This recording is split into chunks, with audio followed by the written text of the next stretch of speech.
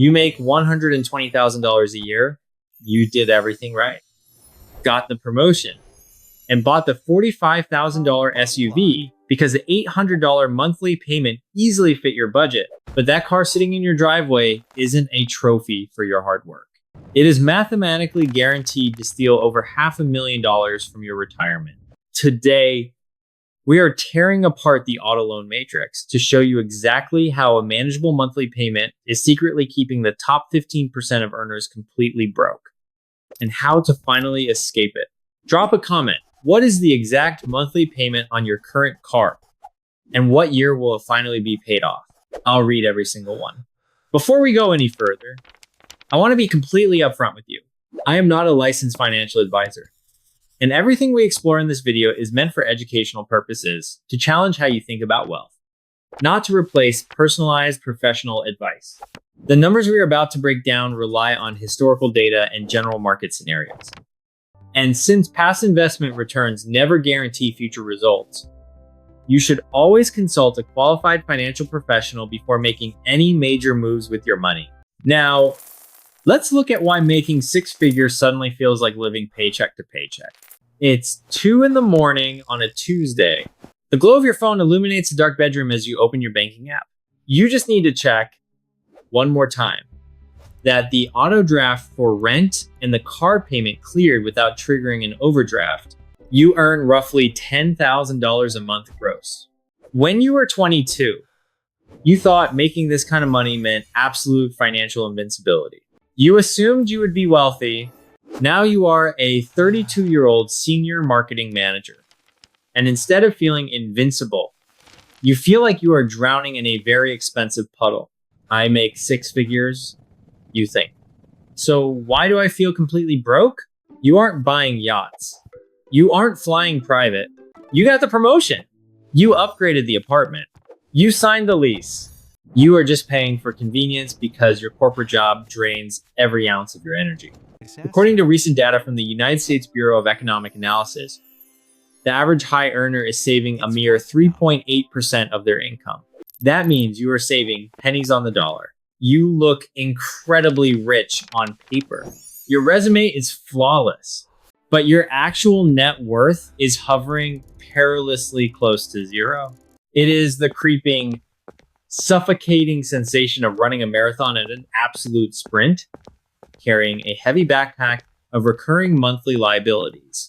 You know deep down that if you lose your job tomorrow, or the industry experiences another wave of layoffs, this entire carefully curated luxury life collapses in exactly 45 days.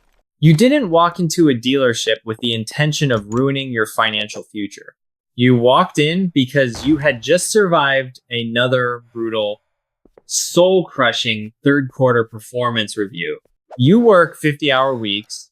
You answer Slack messages at dinner. You did exactly what society told you to do. You climbed the ladder. And society also tells you that a six-figure salary requires a certain aesthetic to prove to the world that you made it. You didn't buy that car because you needed a utility vehicle. You bought it because your brain convinced you that a $45,000 liability was a reward for your exhaustion. But here is the brutal truth about that reward. You are running on a hedonic treadmill. That new leather smell faded after 90 days, and your brain quickly reset to its baseline level of stress. Yet those payments remain. You look around the company parking lot, and you see your peers doing the exact same thing. Right now, the average monthly payment for a new car is $734. We have completely normalized this. We treat a massive, wealth-destroying auto loan like it is just a standard utility bill, no different than paying for water or electricity. It felt like the logical next step in your career, but the system was waiting for you. The algorithm on your phone knew you got a promotion before your parents did. The attention economy spends billions of dollars perfectly calibrating ads for luxury upgrades to hit your feed when you are most vulnerable, when your ego is inflated by a raise, but your energy is depleted by the work.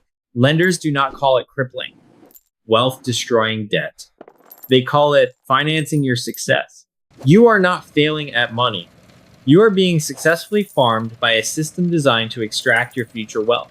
Let's look at the actual numbers, because the math does not care about your ego.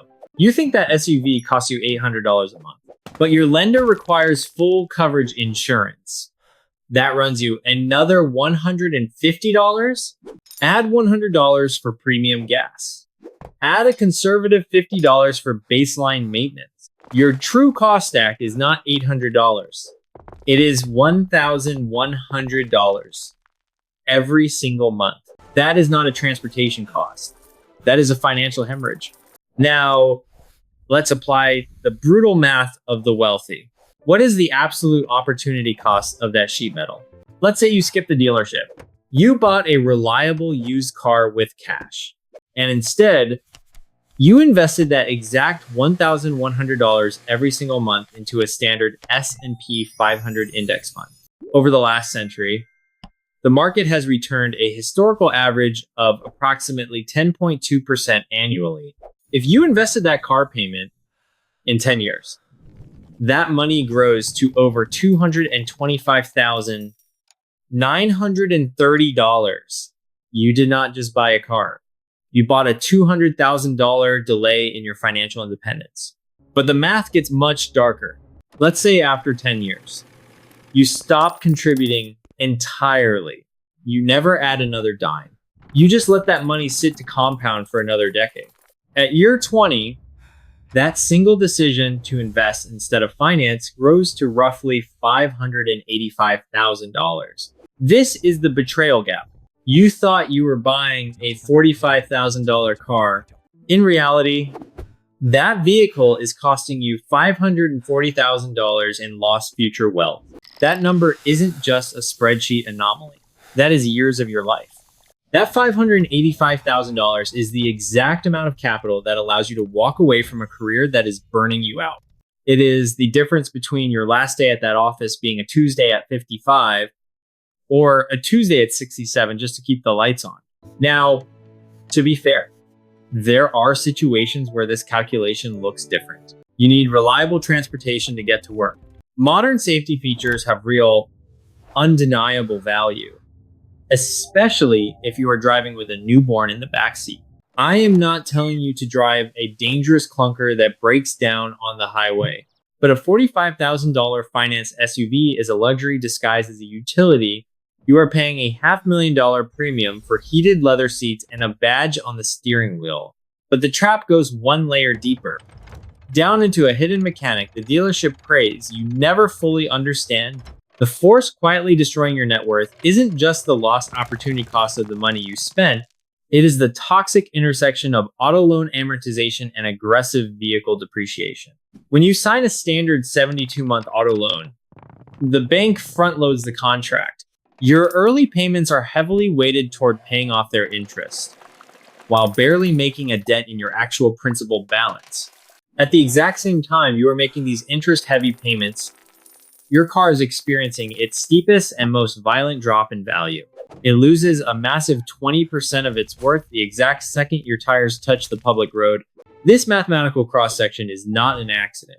It guarantees that for the first 3 to 4 years of your loan, you are deeply underwater. This means you owe the bank significantly more money than the car is actually worth on the open market. Why does this hidden mechanism matter to your daily life? Because if your company restructures, if you get laid off and desperately need to downsize your life, or if you get into an accident that totals the vehicle, you cannot simply sell it to clear your debt. You will actually have to write the bank a massive check out of your own personal savings just for the privilege of handing them the keys. You have paid thousands of dollars over the years, doing exactly what you were supposed to do, and your net worth on that asset is literally negative.